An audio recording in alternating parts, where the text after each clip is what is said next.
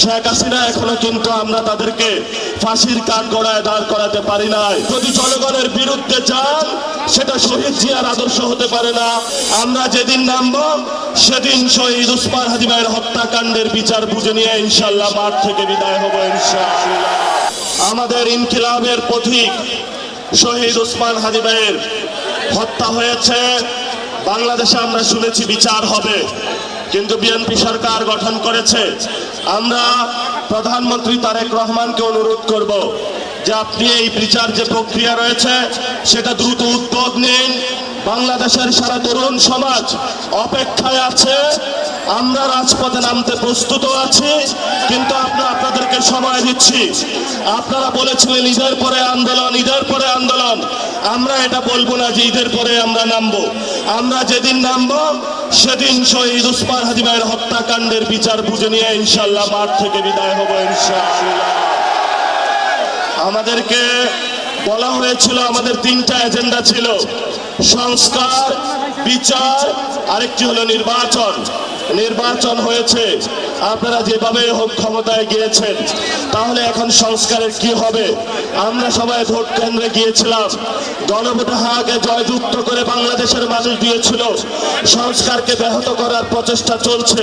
আল্লাহ হস্তে আপনারা জনগণ যে ম্যান্ডেট দিয়েছে সংস্কারের পক্ষে, জনগণের বিরুদ্ধে যাবেন না।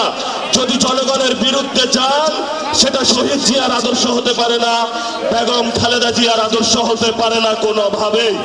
এই জন্য আমরা আপনাদেরকে অনুরোধ করব, যেই পথ শহীদ জিয়াউর রহমান, বেগম খালেদা জিয়া এই বাংলাদেশের মাটিতে জীবন দিয়ে প্রমাণ করে গিয়েছিলেন যে বাংলাদেশের মাটিতেই থাকবো, এখানেই শহীদ হব, তবু বাংলাদেশের মানুষের সাথে গাদ্দারি করব না, সেই পথে আপনাদেরকে থাকার আমরা অনুরোধ জানাচ্ছি।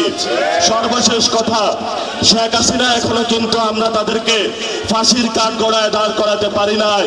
ওই যে এই পাশে রয়েছে ইন্ডিয়া, এই ভারতে বসে বসে তারা বাংলাদেশের বিরুদ্ধে ষড়যন্ত্র করছে।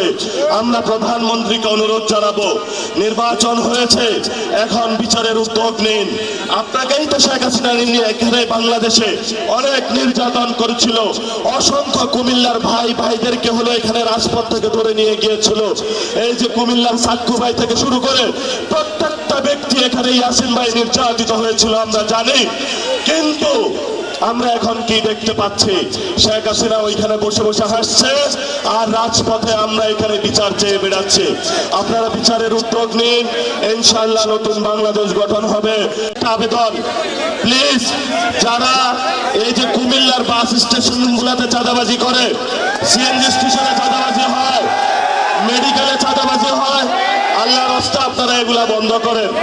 এবং কুমিল্লায় আমরা শুনেছি অনেক জায়গায় ছোট ছোট কিছু গডফাদার আছে, এবং এরা নিত্য নৈমিত্তিক ভাবে খুন করে বেড়ায়। মানুষের জীবনের যারা ব্যবসায়ী রয়েছে তাদের জীবন বিপন্ন করে তুলছে।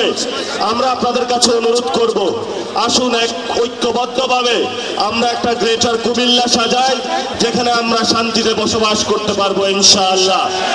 সবশেষ দুইটা কথা বলবো।